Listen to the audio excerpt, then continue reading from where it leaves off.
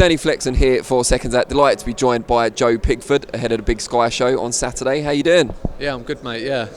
Must be nice to get back to a bit of glitz and glamour. Your last fight was obviously overseas. Previous to that, you were out for a long time. What prompted the decision to join up with Boxer and Sky Sports?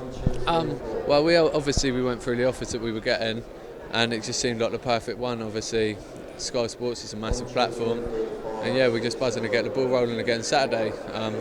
Boxing Luxembourg, but it was nothing like this. So really, I hadn't had a proper fight now for like over 4 years on TV. So yeah, I'm buzzing to get back, mate. What was the reason for that kind of lull in your career? I know COVID obviously played a part, but just generally, why didn't we see you out more often and progress into those bigger fights?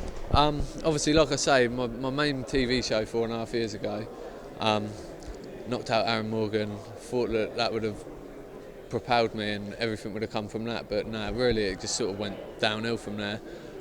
Sat my contract out with Frank Warren. That was like 1.5 years. Went up to, parted ways with my trainer, went up to Manchester, had a few fights up there, and then yeah, just COVID hit. I had my little girl, come back to Southampton, and it's led to where we are now. But tell us about your training situation now and why you've ended up where you are.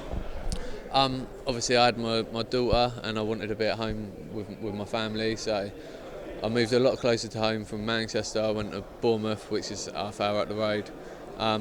And yeah, it's just far more comfortable. Like I'm much happier doing that. I'm like they say, a happy fighter is a dangerous fighter, which is literally how I feel now. Like I'm happier than I've ever been. I'm training as well as I've ever trained. So yeah, I'm feeling in a good place, mate.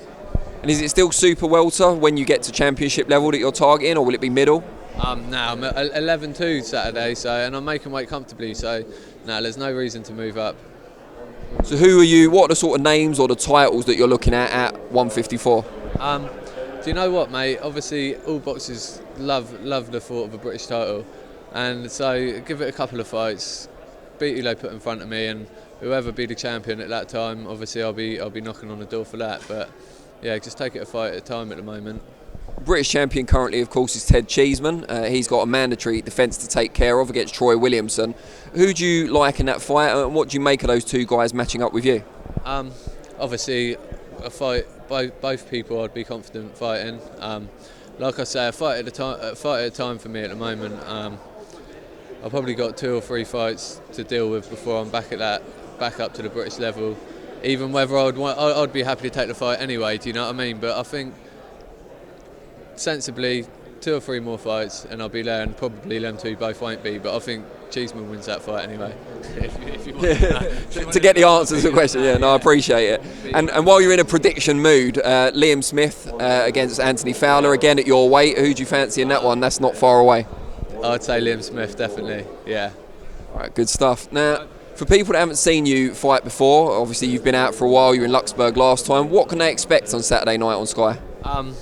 Well, obviously I've got a very high knockout percentage, so it's just expect a bit of aggression, explosiveness, and obviously definitely a knockout.